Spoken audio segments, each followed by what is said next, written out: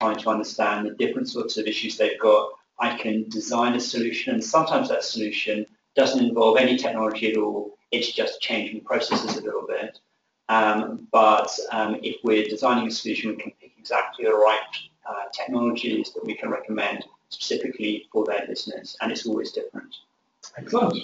Well, very good. So we're going to, if you're not already logged into our chat room, if you'd like to log into the chat room, that's at callcenterhelper.com/chat.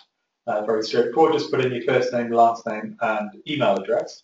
There is an added advantage for being logged into our chat room, and that is that you can also get a copy of the webinar slides. So both presentations from Martin and Paul are in the chat room, and it's just on this little link here, download webinar slides. If you click on that, you'll be able to access the slides there. So if you'd like to log into the chat room, callcenterhelper.com/chat.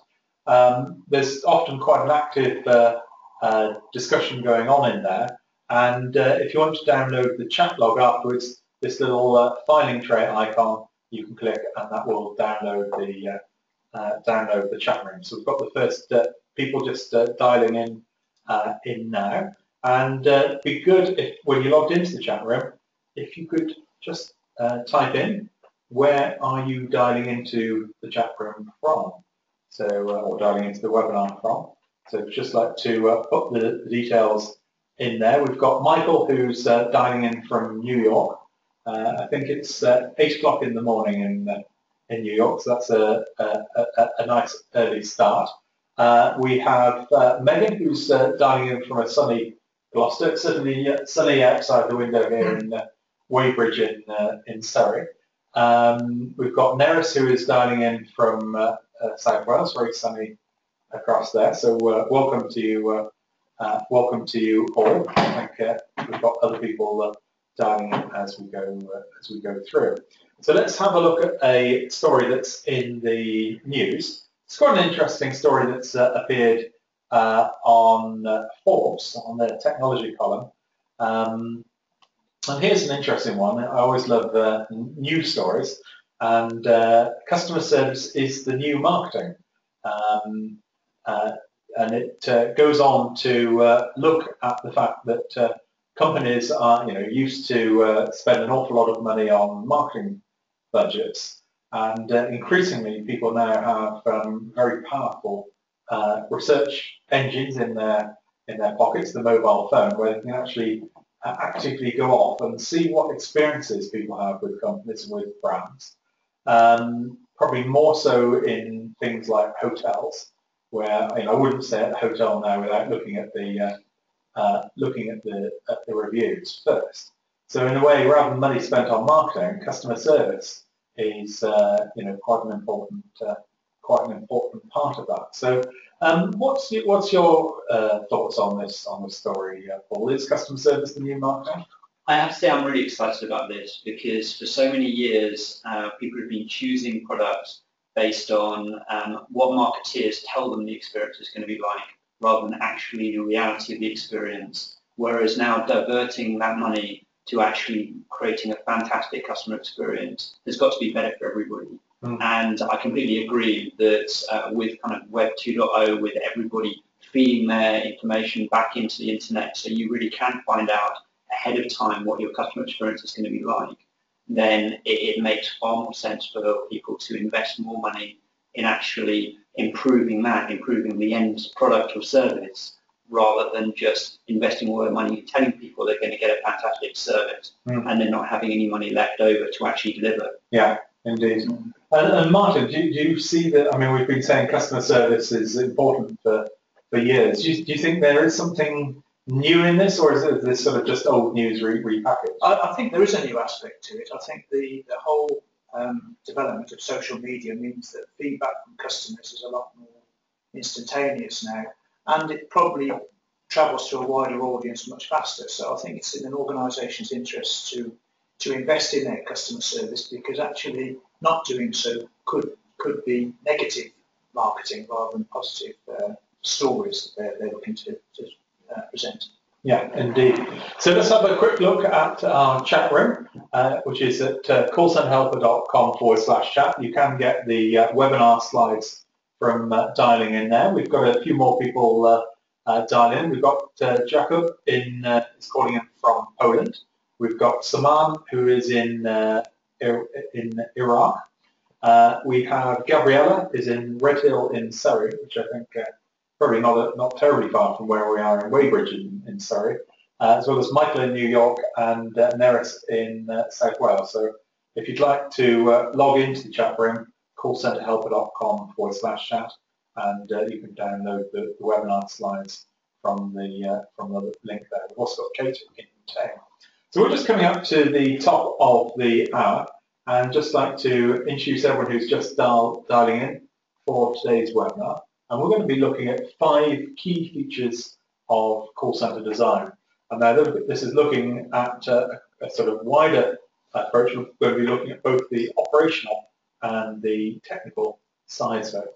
So if I'd like to introduce you to our panelists today on the webinar, particularly for those who are just joined in. I'm Jonty Pearce. I'm the editor of Call Center Helper, and I'll be running through the introductions and the top tips from the audience, which are always very popular. I'm delighted to introduce to you Martin Jutes from Empathy Plus. Martin has spoken recently on one of our webinars that went down well. Martin, you're going to be talking about the operational approach to call center design. Yes, I am. I'm quite keen to ensure that things fit within a business model, but there are certain elements that really come down to an operational level that need to be incorporated in the future design, both for design of a new centre, but also redesign of an existing centre. Excellent. I'm also delighted to welcome Paul Cox from Azuri. Welcome. Hi, Jonty. And you're going to be talking about the technical features. And I guess working within a systems integration company, moulding together lots of different types of technology, you've got some very good practice to share with everyone about. Absolutely. What I'm going to try to do today is to pass on some of the technologies that really make a big difference to the customer experience and the efficiency of the contact center. Excellent. And we did a rehearsal earlier in the week, and I've been able to go through some of the details, some very good stuff in there, including some quite nice rules of thumb that you've got presented in there, which I think is very good. So if you're not already logged into our chat room, it's callcenterhelper.com/chat. There is a bottle of champagne or a box of chocolates, your choice, for the best tip. If you have a tip, if you'd like to use hashtag tip in the chat room, if you have a question, hashtag question while you're logged in. And one of the big advantages of being in the chat room is you can get hold of the webinar slides. Just when you're logged into the chat room, this address here, callcenterhelper.com/chat, is this link here, download webinar slides. So what I'd like to do is I'd like to now start off with a poll. And the poll I would like to ask is, how long has it been since you reviewed your contact center design? Has it been within the past month? Has it been in the past 6 months, the past year, 2 years, or has it been 3 or more years since you reviewed your contact center design? I guess contact center design is often sort of you put it in and walk away and think, "Whew, that was tough." Yeah. Any prediction on which result you think is going to come up high on here? I think the majority will be 3 years or more, but that's just my opinion. Okay, well let's have a look at the results. And so we've got 20% within the past month, 24% 6 months, 24% 1 year, 20% 2 years, and only actually 12% 3 years or more. So we've got a much more switched on audience today, which is great to have on board. Any surprises in that poll? Absolutely. I'd like to sort of give a round of applause to those people who have, in the last 6 months, actually reviewed their contact center design. And I think the pace of business is so fast now that you have to constantly be evolving. Yeah, it's they're a little worrying that a third of our audience have not reviewed for 2 years or 2 years or more. So anyway, we've got some good insight to share with you on that. But before we do that, I'd just like to drill down a little bit on call center design. And I'd like to pose the question, if you could put the answers to this into the chat room. What is your biggest challenge with the design of your contact center? So if you'd just like to type that into the chat room, what is your biggest challenge with the design of your contact center? Just leave a minute or two for people to type their messages in. I think Edmund was putting in some details there, as well with Joan and Salman and Kutenda. So just wait for those types. Are any predictions on areas you think might be a challenge? I think budgets are always a challenge.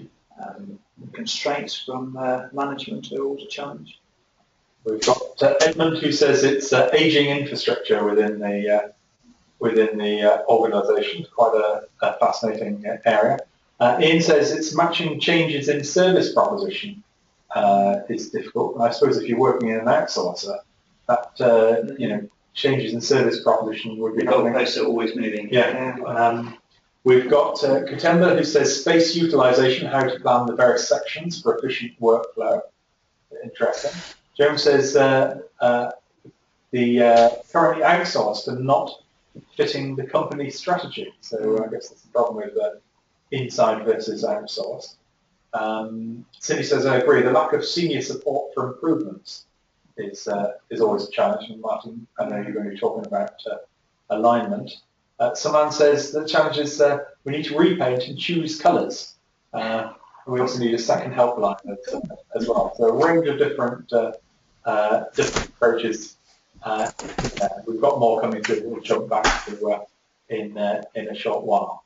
So we're going to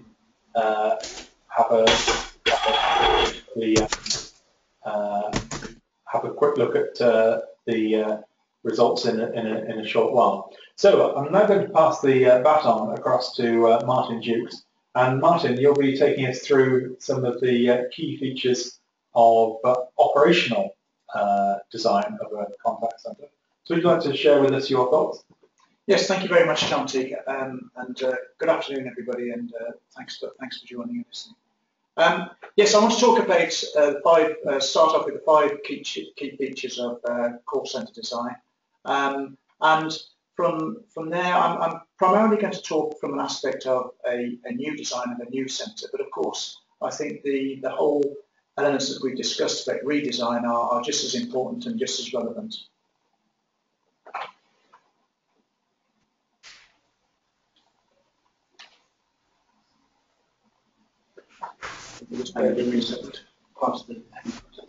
Happy yes. Just go back in, so it's got a little technical challenge.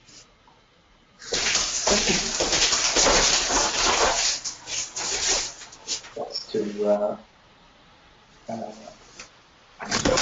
while we're sorting out one or two of the technical issues, it's very interesting to look at the various components and difficulties and challenges that people face, and they illustrate the complexity of the various components involved in call centre design, and illustrate it really well from that perspective, the breadth of challenges and how every contact centre has a different challenge.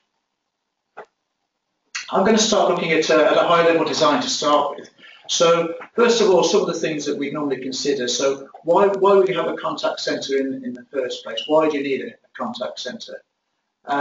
What does it need to be doing? So what are the functions? What are the objectives of those things? And how do we make it work for our business and our customers? How will it work? So what is the service being provided, and how do we deliver that service through the contact centre? Where is it going to be? Often quite an emotive decision, and one that I've seen frequently driven by chief executives wanting a contact centre to be near to them, both their office location and sometimes occasionally where they live. When will the contact centre be designed, or when will it be redesigned? And again, quite a critical decision, normally based upon imperatives such as what's happening in the business cycle throughout the year. I wouldn't necessarily recommend having a contact centre being launched or redesigned during a particularly busy time of the year. But of course, sometimes that's out of people's hands and out of their control. And finally, at the high level, who's going to deliver the service? Who is actually delivering the contact centre service? So is it something that you're going to do in-house? Is it something that you're going to outsource to a third party? Or is it something that you're going to do in partnership with somebody else? And of course, below this high level, there's a lower level below there. And some of the design considerations in there, particular focus on who are your customers, what services will they require, what languages will they be using, what languages do you need to deliver, what are the channels that you deliver over, your opening hours, what are your business processes, the interfaces with the rest of the organisation. So what are the, again, looking at both senior management but also partners and colleagues throughout the organisation, how do you interface with them, what fulfilment will be required after the contact centre transaction, the structure of the team, what technology do you need, how do you support the technology. And these are just a few of the considerations, all of which are very important and all help to go towards making a comprehensive call centre, contact centre design. In terms of the operational design, well, we can see from the diagram here that at the very core has to be the vision and objectives. So ensuring that everybody is signed up to the same vision and the same objectives and understanding the purpose of the contact centre itself. The others are not in a specific order for every contact centre, but in this case I've put people next because I believe people are really important. You've then got processes, so again, not just the business processes, but also the contact centre operational processes. So how do you resource plan? How do you deal with sickness, absence, those sort of things? The technology, again, what technology do you require? How is it going to work for you? How is it going to work for your customers? So how do you integrate it and implement it in a way that's customer friendly? And finally, the measurement. So how do we know whether we've done a good job or not? What are the things that we're really measuring? I'm going to focus now on two of those areas. I'm going to look at people and measurement in a little bit more detail. So looking at people, I think from my experience of life as well as from contact centres, in memorable customer experiences, it's always the people that make the difference. So whether it's a helpful waiter, whether it's somebody on the other telephone who really understands you a little bit more, they can take a real step change in providing a more memorable customer experience.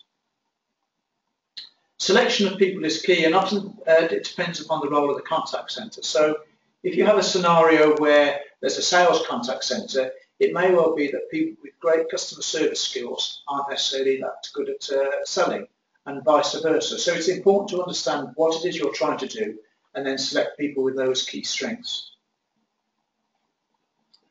For a long time, people have talked about recruiting for attitude and approach.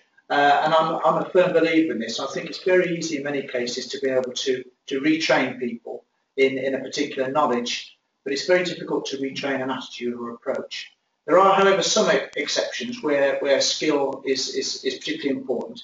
And I look at technical inquiries, so it may well be an IT help desk where you want some technical knowledge and experience to be able to do that job in the first place. Yeah, I know a number of contact centres who recruit from the hospitality or hotel, restaurant environments because they've often got the right customer service attitude, may not have the experience in the particular industry, but have got the right attitude. You can then to some extent train up some of the skills associated with that, and I found that has often worked quite nice. I wouldn't necessarily advise that for a technical help desk, where you do need a certain technical skill set, but that customer service sounds like it's a good tip. Yeah, excellent. Yeah, it's about how to deal with people.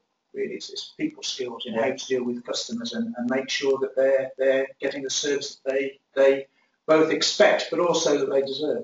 And if anyone in the audience has any tips, if they'd like to enter those into the chat room, if you'd like to use the tag #tip before that, and we'll be coming to those at the end of Martin's presentation. Thank you, Tom. Resourcing is critical for efficiency. So what I mean by this is planning to have the right skills, the right people, the right number of people with the right skills available at the right time. And this is a real key element in contact centre management. And many people approach it from a point of view of efficiency. I like to start with the customer demand first of all and say, what is the customer demand as far as we can tell, and ensuring that we've got those right resource levels available at those particular times. The training, again, we talked a little bit earlier about recruiting for attitude and then developing skills. So training needs to be really relevant and appropriate and interesting. Many induction programs that I've seen have started off with real necessary induction elements, but they're a little bit regulatory, so they may well be health and safety, they may well be this is where you're signing in the morning, and if you're not careful you can turn people off before they actually start to do the job. So trying to make training interesting as well as relevant and appropriate is a key requirement. And of course, for people to succeed, they need support. They need support from their line manager, their team leader, etc., etc., understanding when they're having a good day, helping them to develop, but they also need good quality tools, so good systems, good processes, and a shared vision, a shared understanding of what they're there for and the purpose that they're filling towards customers and on behalf of their organisation. Moving on to metrics, and what are the right metrics? Well, the right metrics vary from one organisation to another in many cases, depending on the type of organisation involved. So I talked a little bit earlier about, I mentioned that I've worked in the introduction about how I've worked in organisations ranging from 2 seats to 24,000 seats. So of course their measures are likely to be slightly different. In those particular examples, the larger one was a government department that was providing service to people across the country. And the other one was around a very high value luxury car business that was a car manufacturer that was providing service to potential customers. So we can see straight away from looking at those that they would have different measures of success, so they probably need different metrics to go with them. There's lots of generic metrics, particularly in call centre world, and I often find that when I go to meet a client, first of all, I ask them why they've got those metrics in place, and they'll say, well, because we read it in a book some time ago. And I think that's okay for some things, and there is a need for generic metrics, but they need to be, people need to take care when they're looking at what is the service they're trying to provide, and making sure that the metrics are specific for them and of value for them. I think people also tend to use metrics because sometimes they're easy to get to hand. Average handling time being one of those, where it's measured on the ACD system. So you think, oh, that's a good one. Let's put that on as a metric. Shorter must be better, and that's not always the case. No, I agree. I think a lot of people have metrics because they're easy to obtain and they're easy to report from a system. So hence they'll just press a button, run the report, and then use that as their measurement. There's actually a little bit more to it than that. Yeah. So moving on, what is the right service level? So we can see here a little bit of research that the call centre helper did previously, and it highlights what organisations are targeting as their service level. And you can see from there's a great range of different measures and different targets. So for example, a high value sales organisation, as I talked about earlier, would have a different service level to maybe a government department that was providing a more generic service.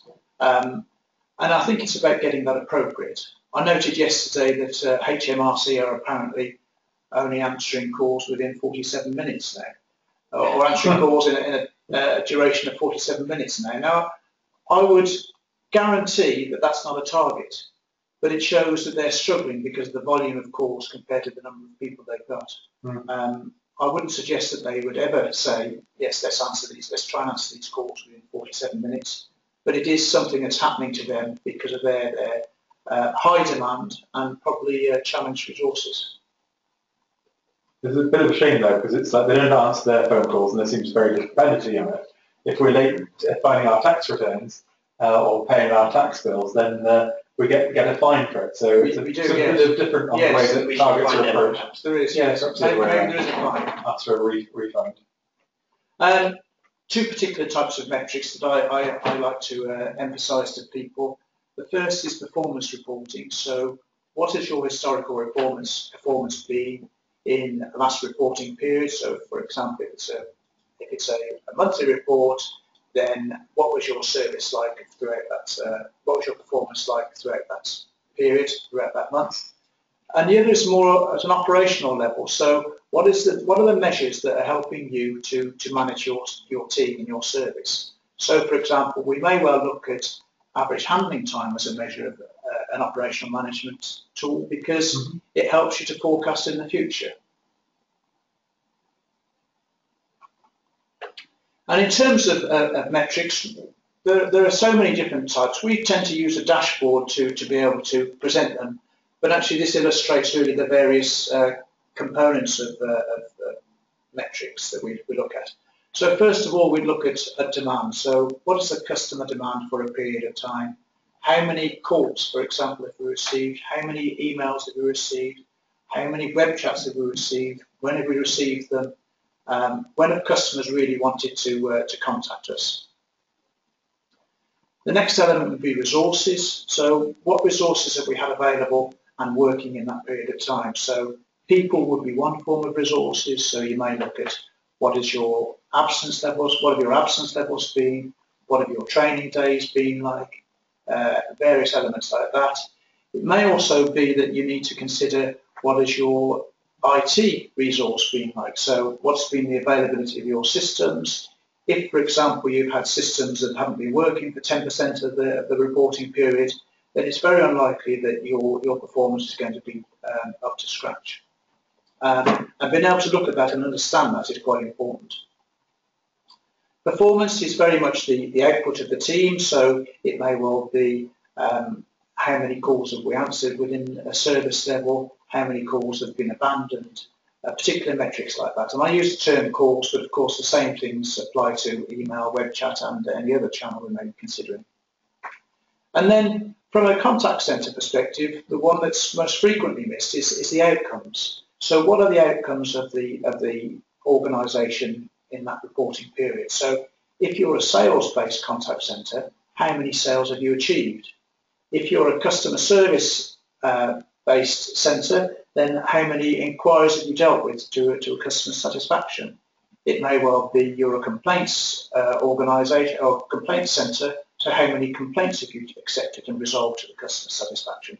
But this is the real reason that you're there in the first place, to achieve those outcomes. So it's very important to be able to measure them effectively. So just to summarise very, very briefly, it's very important to develop, understand and share the overall visions and objective for a contact centre to make all participants in that service work from the same paper. It's important to make sure that you're appropriate for your business and your customers. So focus on what it is you're trying to achieve and then deliver it. Recruit people with the right skills and attitude, and invest in good quality training that develops interest in them as well as just meeting the knowledge requirements. Support your people with good quality tools and support processes, and in particular good leadership and motivation. And finally, measure the right things for you to manage your business and your contact centre. So focus on the things that are important for your business and your customers. Wonderful. Thank you very much for that, Martin. Some great food for thought there and some good pointers overall. We're going to jump across to the chat room. We've had a few comments on from the audience coming through. So let's just have a look at what people have been saying in the chat room. If you're not already logged into the chat room, by the way, it's callcenterhelper.com/chat. We've got quite an active discussion going on there. So the first opinion, which is another one of the challenges coming through, Rowan says the challenge he faces is incorporating new customer demands into legacy systems, coupled with a lack of training done. Technology seems to be, particularly legacy technology, Paul, seems to be quite a problem for a lot of our readers. We did a survey that showed, sort of technology, far from being a enabler, is often holding back customer service. Absolutely. I think one of the things that I experience as a consumer is being put on hold while people battle with systems, and then come back to me when eventually they've managed to navigate 3 different legacy systems and come back with an answer to me. And equally, I think when agents are becoming frustrated, I quite often hear them say to me, I'm sorry, our systems are particularly slow today. But I bet for most of those people, they say that day in, day out, every single week. So there are a lot of technologies now available that allow you to define a process for the contact center and overlay that on top of systems. So people don't have to go into these old systems anymore. They can just focus on something that takes down people's details, that gets up their product availability or whatever it is. And there is an answer out there. Yeah. Technology is getting better. And with cloud and web browsers, it becomes a lot easier to implement that as well as a sort of quick. Absolutely. Kate just said, here's a tip, we've moved all managers into the contact centre. This gave us a real sense of us all working as a team, and questions could be answered faster. It also helped the managers understand the day-to-day work that was done by the agents. One thing to have offices or the executive floor, but if you move people into the heart of the business, I quite like that one, Martin. Yes, I like that one. I particularly like the back to the floor concept as well, of bringing managers from other parts of the organisation into the contact centre to get a real sanity check and a sense check of what's going on, and quite often it's a surprise to them. Yeah, getting the directors to spend a day on the phones is quite a nice technique. Yeah. And sometimes actually they quite welcome the opportunity. It's just the permission to almost come down, and if you offer, would you like to go around? I know one call centre went around the whole of the board, and half the board took them up on the offer, the other half didn't. So, but it was quite a good way of getting extra buy-in to. And I think it later helped get some budget moved through. I think it's pretty worth saying. I worked in the contact centre industry for 10 years before I actually started a job where I was sat on a contact centre floor day in, day out. And despite 10 years of experience, I was amazed. I had no idea about the pace and the stress levels and the importance on a second-by-second basis of managing things and getting calls answered, getting emails replied to, and it was a huge eye-opener. So I would wholly recommend it for anybody who's running a contact centre. Get out there on the floor and see what it's really like. Yeah, excellent. Well, we've got a couple of metrics. Cindy says metrics need to balance operational efficiencies with service. Must continually evaluate whether the current metrics are still the best metrics, and I think that's the challenge. We talked about average handling time. Yes. I think it's a very good tip from Cindy. So thank you for that. The importance of getting the right metrics shouldn't be underestimated, and those metrics will change depending on a wide range of circumstances. But there are always going to be some baseline ones, but things need to change. Measures need to change with what's actually happening in the real world. Michael says, isn't first call resolution the best metric? Best for the customer, no more need to get the issue resolved, and best for the call centre, one contact versus potentially multiple more costly contacts. Paul, do you think that's the best one to use? I think it's a good metric. I think that we should all aim for every call to be resolved first time, absolutely. But there are still, even if it's resolved first time, there are still good calls and great calls. Yeah. And still calls where perhaps they don't call back, but it doesn't mean that they're happy, it doesn't mean they've got away with a positive view of the contact centre. And I also caution having the best metric. I think, as you said, you need a small dashboard of balanced. Yeah.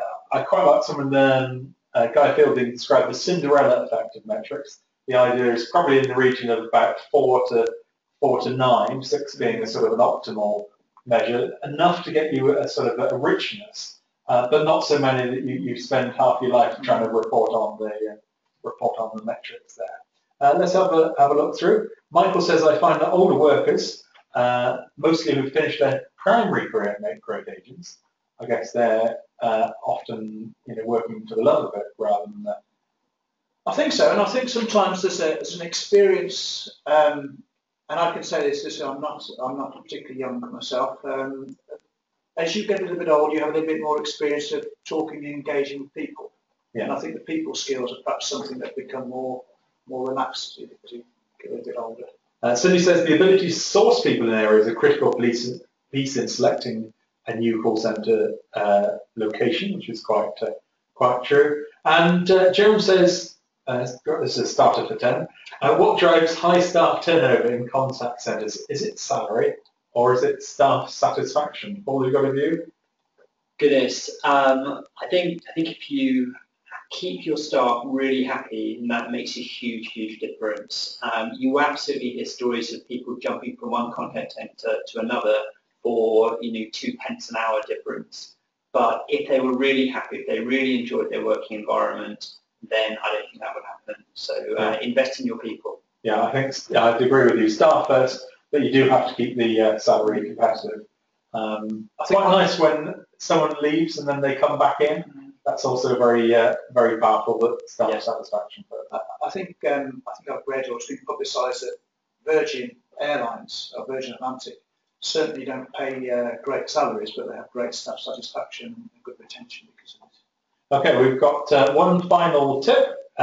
Kate again says, we review service levels all the time to make sure we're supporting us to give great service. We achieve them, but that is in part to the fact that they are about service. The team have brought in. So, Martin, what's your thought on that? Yes, I think that's good. I do like organisations that continually review service levels to make sure they're correct. And I do think that it's important to recruit appropriate people, which I think Kate's alluding to there, so that the team are brought in to deliver that particular level of service, that particular line of service.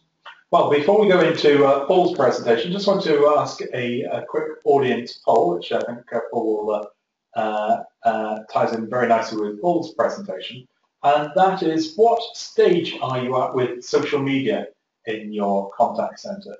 Do you handle it in the contact centre? Is it dealt with by marketing, or do you largely ignore it? So if you expect to get comments that people are making in contact centres, so just like to put, do you ignore it? Is it dealt with by marketing, or do we handle it in the contact centre? Let's have a look at the results here.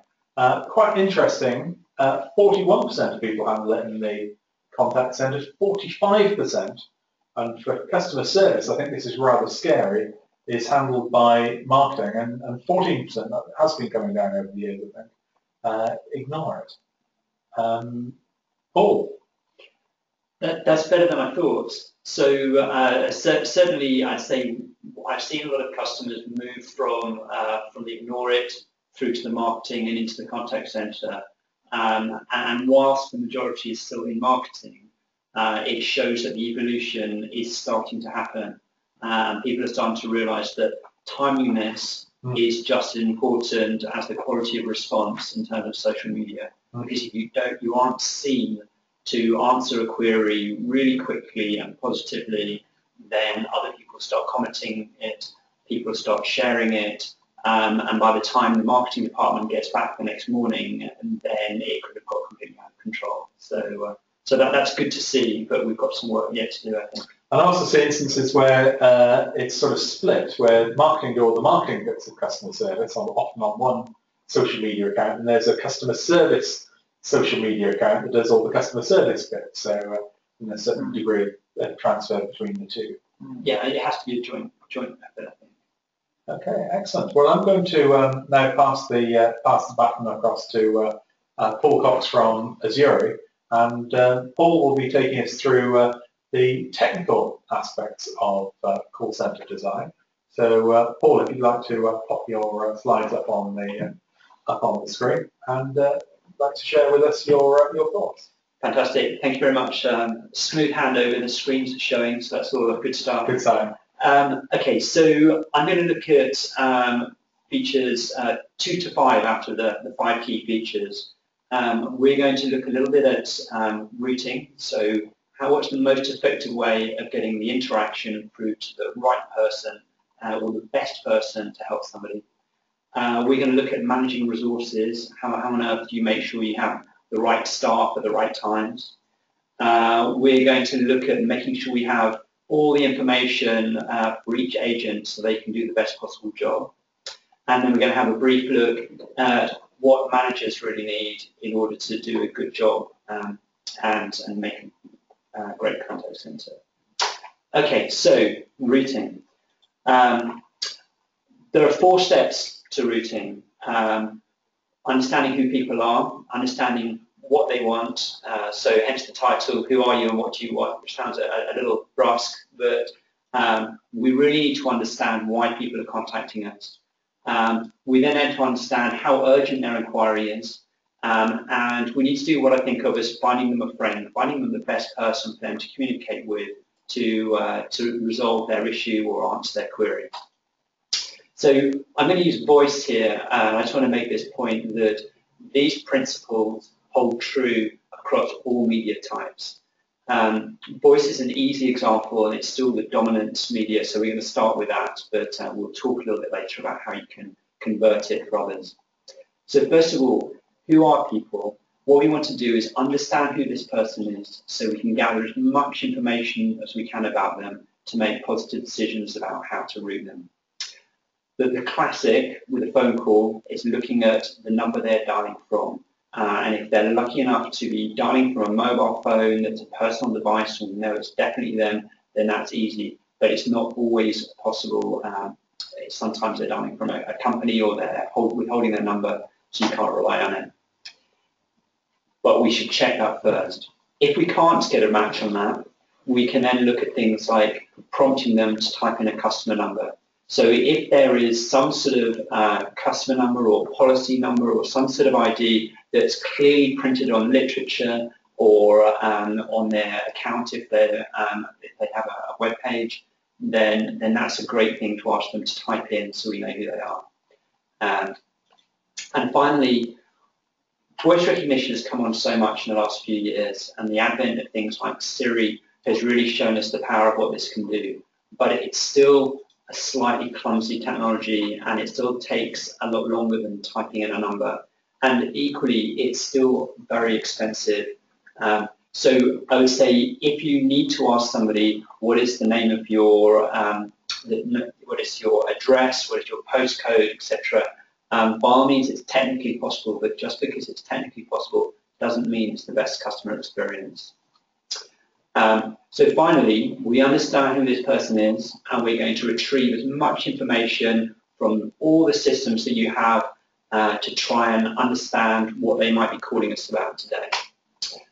So what might we want to take into consideration?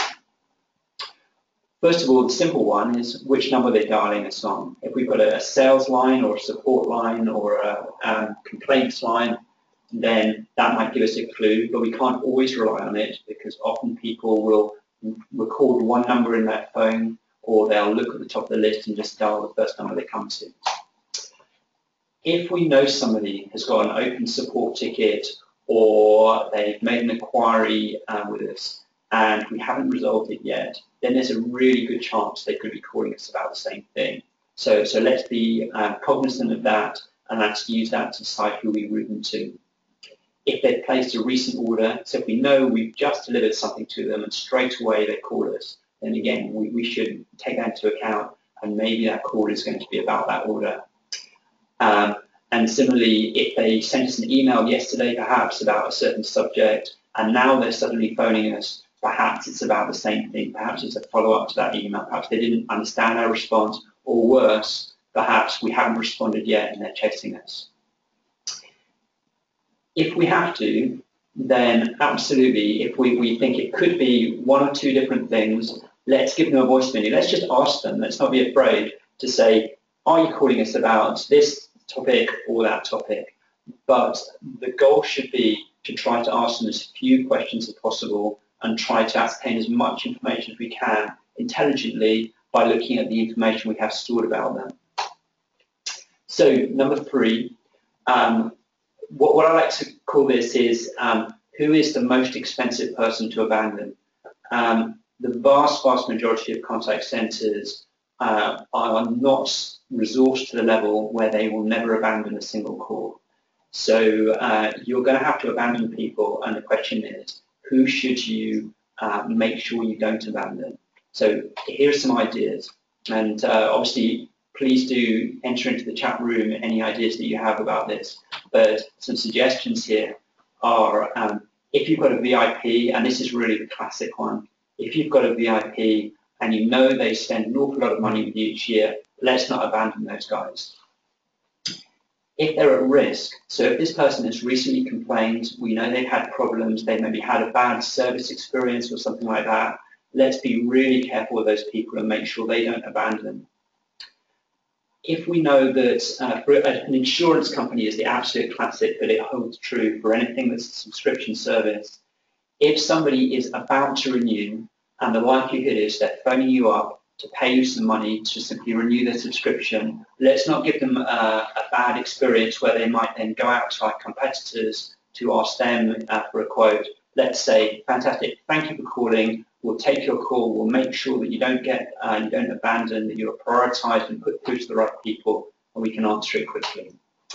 And the final one is, if they've recently called and they haven't been able to get through to anybody, most people will forgive a single bad experience, but if they constantly try to get through and can't get through, then they will complain, they will go elsewhere. So they've recently had an abandoned call, let's make sure we get those guys through as well. And I think this whole area of prioritization and who you want to answer quickly is a real trick that most contact centers are missing. Of your list you have there, I think it's only the top one, the VIP, where perhaps people put in a separate telephone number for them to call into, or maybe a different customer group. But I don't think there's a lot of intelligence in most contact centers of looking through the queue of numbers. These days, with mobile phones, which tend to be individual to the person, we're getting much better accuracy rates of linking mobile phone numbers to people. Absolutely. And I think one of the things that I'd really like to say about this is that people are very scared of this technology. They think it's going to be really expensive, it's going to be really complicated, and it absolutely isn't. This is very, very cost effective, and it pays for itself very quickly now. And especially with prioritization, it's very easy to be able to say, oh, well, we treat all customers equally, and the moral right thing to do is just to treat all customers equally, and of course we wouldn't prioritize anybody. But we're all working for businesses, and even if this is a public service, then there will be people who have a more urgent need than others. And let's look at that and intelligently make sure that we give our service to the people who need it the most. Okay, so the next thing that we want to do is we understand which department, which set of skills this person needs. We understand what they're called about. Now, wouldn't it be great if we could get them through to somebody they've spoken to previously? If somebody, for example, had phoned in and they spoke to me yesterday and they're calling me in today again, I'm not only am I going to be a friendlier voice for them, and I'm going to make them feel like I'm giving them a higher level of service, more of an account management service where I'm their personal account manager, but also from the company's point of view, it'll take me a lot longer to understand what it is that they're talking about, because I have that context of their accounts and I remember things about them. So it's both efficiency and customer service that benefits from just getting through to the person who they spoke to most recently. One thing I would caution though is that if you do have some sort of customer satisfaction survey system in place, before you automatically send people through to the same person time and time again, just check to make sure they've had a positive experience. Because if they don't like that person, and there are always personality clashes in life, let's make sure that we don't put them through the same person who they don't like again and again and again. So just a check if you can do it. So we do have a limited amount of time today. So whilst I've got some notes here on the slides about how to adapt this for multimedia, and a lot of it is very straightforward, such as looking for an email address to look up on rather than a phone number. I'm just going to move past this now, and please do reference the slides that are on the website. to get some insights for social, chats, email, and indeed feel free to message us about others, because no matter what the media type is, this principle holds true for all of them. Okay, so Jonty, we wanted to stop here to talk about integrated channels. Yeah, we're just going to have a very brief poll, and I'd like to know how integrated are your channels. This is how integrated is voice, email, text and so on within your organization. Do you tend to use separate applications for all channels, so different software packages? Have you integrated all of your digital channels together, so that's linking together web chat and email and maybe social media? Or have you got a fully integrated system that handles both voice and digital channels in there? So just like to vote on that. I've got most of the results in here. Just close the results off.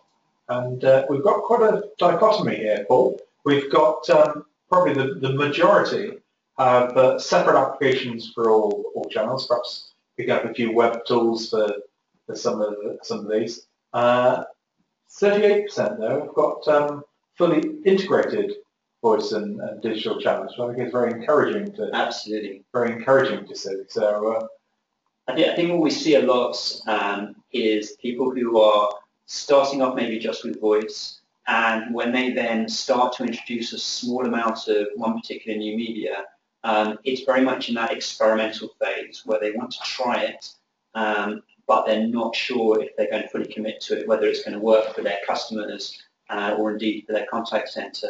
So the easiest way to do that, rather than move your whole system to an integrated system, is to put in a point system just for that, just to try it out.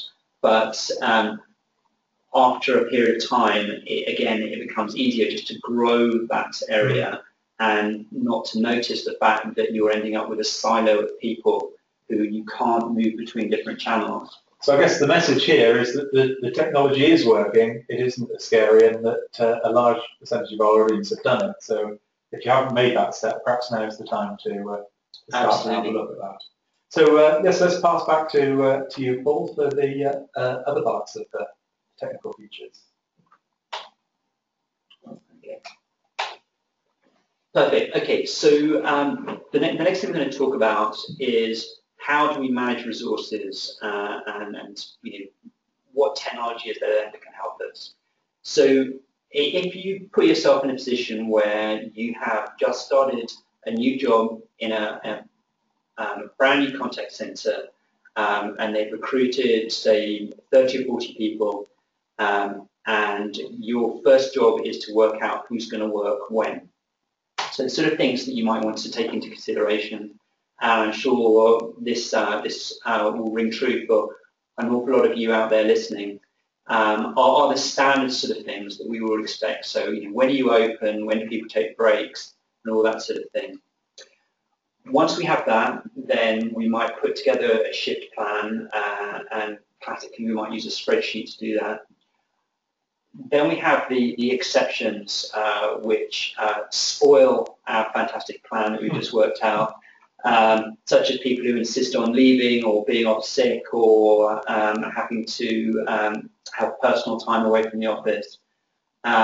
So we maybe then have to start to change our shift patterns and make allowances for them and move things around, which is hugely time consuming and very interruptive as well. It's not just the time, it's the fact that it's very interruptive. But then once we've got this shift pattern together, suddenly our manager taps us on the shoulder and says, hang on a second, what we really wanted you to do was not just make everybody happy, but was to think about the best possible performance of the contact center. So, we talked about metrics earlier, so I daren't say which are the right metrics to use, but looking at the key metrics, are we performing well? Have we organized these staff resources in such a way that we can best meet the metrics that the contact center is trying to make? So this is clearly too much for someone to have in their head or to put down on paper, and spreadsheets are the starting point. But everybody who's using a spreadsheet today will know that there are workforce management systems out there.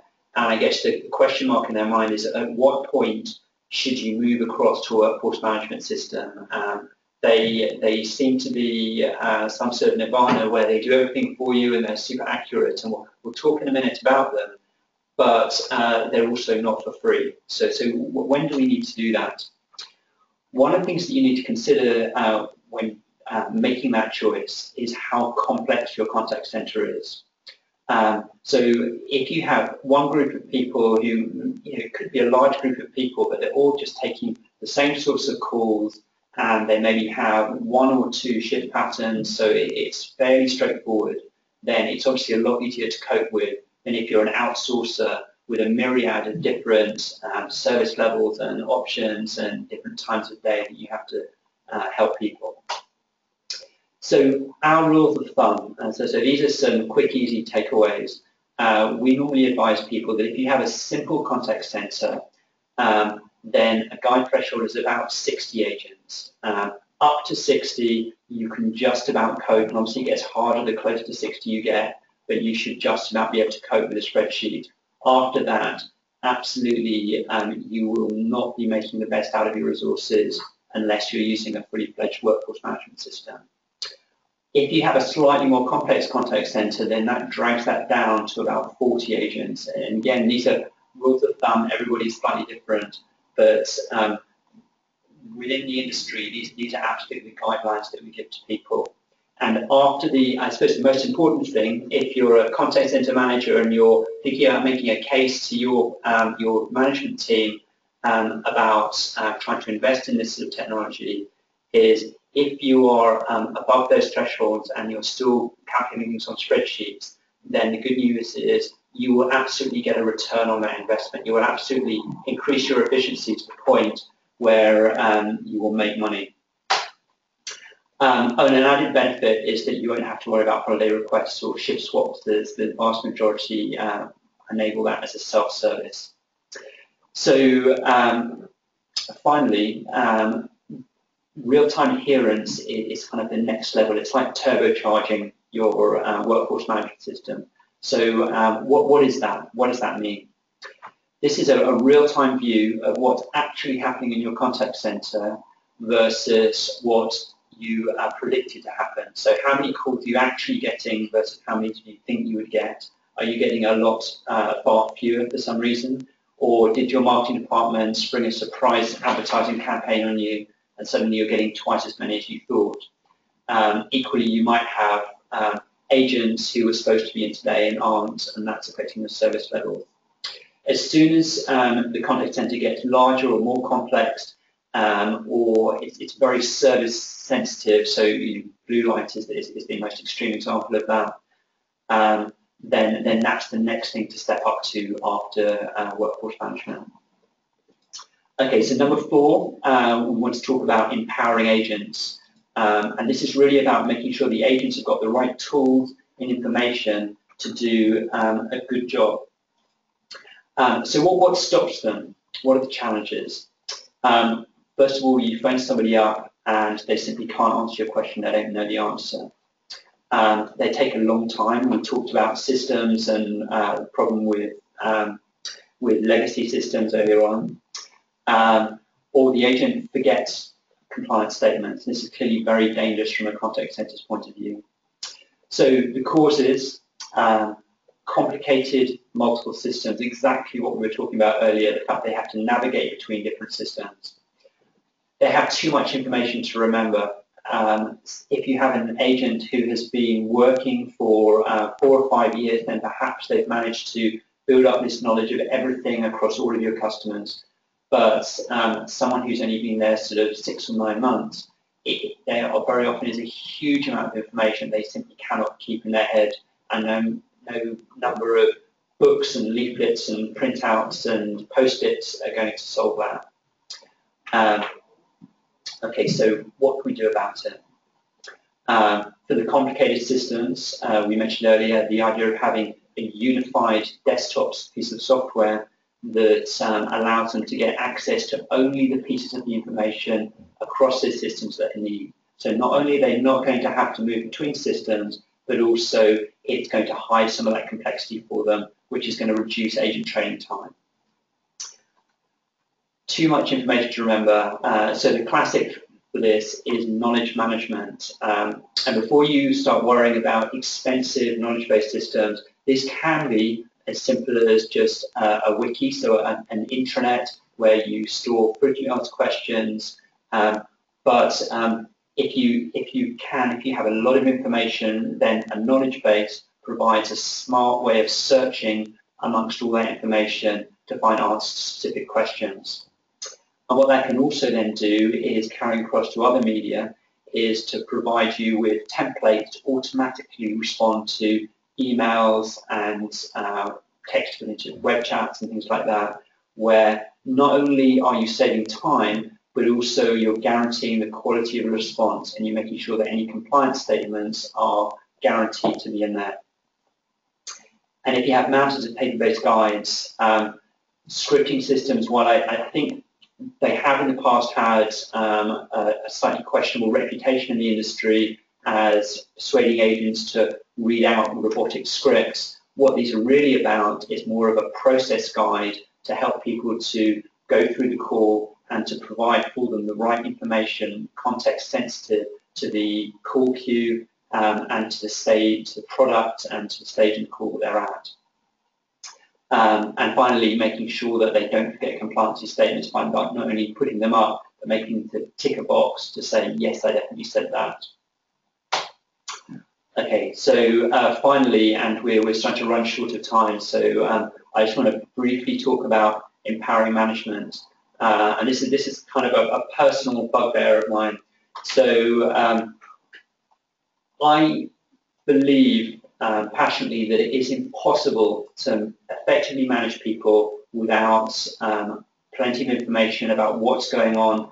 As we mentioned earlier, not only from an operational point of view, are you answering the right number of calls, emails, web chats, etc., but also are you meeting your business objectives? That's absolutely critical.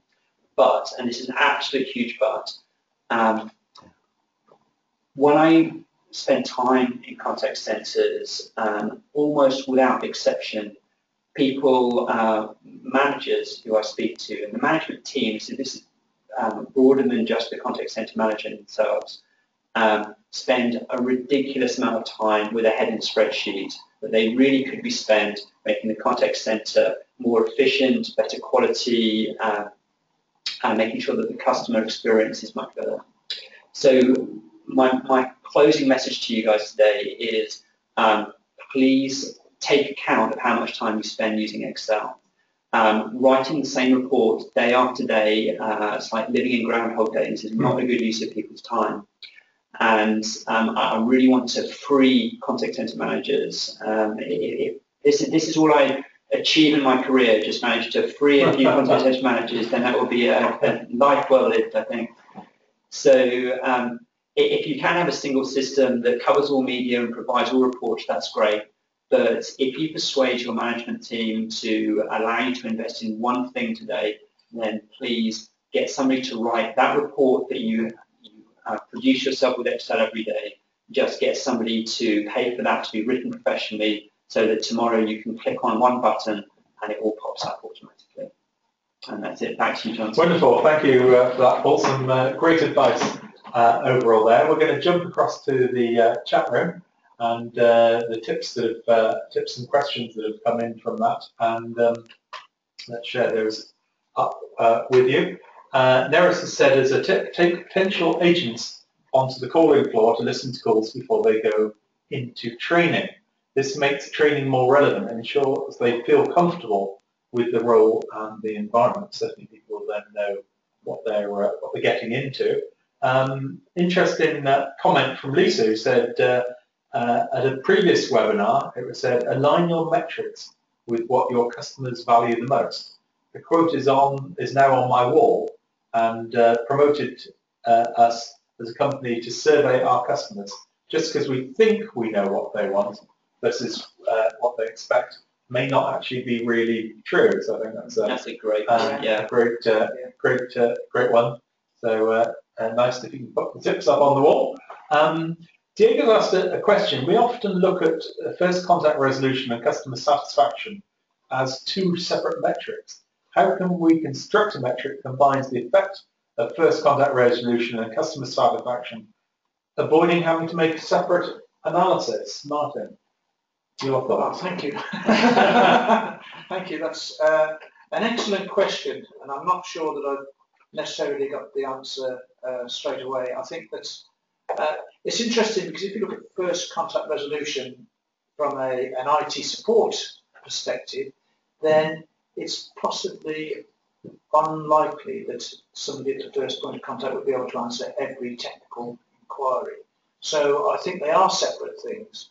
I think from a customer's perspective, it's how quickly and how simply that problem is resolved. If they have to go through to somebody else or somebody has to call them back, but it's completed at a satisfactory level, then I think that's fine. Yeah, I think it's also interesting. Is it so difficult to have two separate,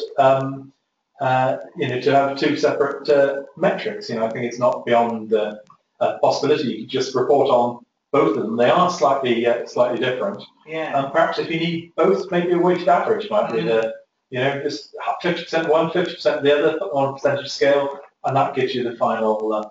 I think technically it is possible to link the call to the satisfaction survey. So that is another option. If you really wanted to have a single metric, then you can link the call to the satisfaction survey so that you can say what percentage of calls that were completed in one call had a positive outcome and what had a negative outcome, and vice versa. So you could do it technically if you wanted to. And Cindy says there is no one best metric in my opinion. I think Fred Reichelt, who wrote his book about Net Promoter, saying it's the one metric you need. It was a nice idea to have one metric, but it depends on the business and the customer. Speed of answer would absolutely be important for someone calling for emergency assistance. I think, Martin. Yes, I agree. Your point about you have to make things appropriate. Cindy's got an interesting tip. We have our salespeople sit with our agents when they come in meetings. This helps them better understand their customer challenges and the challenges our agents face in meeting them. That sounds quite good. They get to know about the business, and also perhaps stops that sort of over-promising and under-delivering that is potentially there, and see what happens. And Ian says, when it comes to contact center design, ask the customers what's important to them in building into that. I certainly think involving customers in process design is a great initiative. Yeah, I think that's a very good idea overall. So unfortunately, we're just coming up to the top of the hour. So if you'd like to watch the replay of today, I know a lot of you, we've done a lot of detail you might want to share with your team or with your board. callcenterhelper.com/recorded webinars. Just in the chat room, if in one or two words you could say, what did you like best about today's webinar? If you'd like to put that into the chat room, what did you like best about today's webinar? If you'd like to enter them into the chat room. We do read every one of the comments that are sent to us, and we do adjust our webinars as a result of it. Slides are also available on Call Center Helper. That's you can find that through callcenterhelper.com/recorded webinars, and the recording will be online probably about 7 o'clock this evening. And just like to say thank you to our two speakers. Martin, thank you for joining us again for the webinar. And Paul, thank you for joining us for your first webinar. Thank you. Really enjoyed it. And just like to say thank you to everyone in the audience for joining us. And we'll see you again on Tuesday when we're going to be looking at call center trends. Thank you. Bye-bye.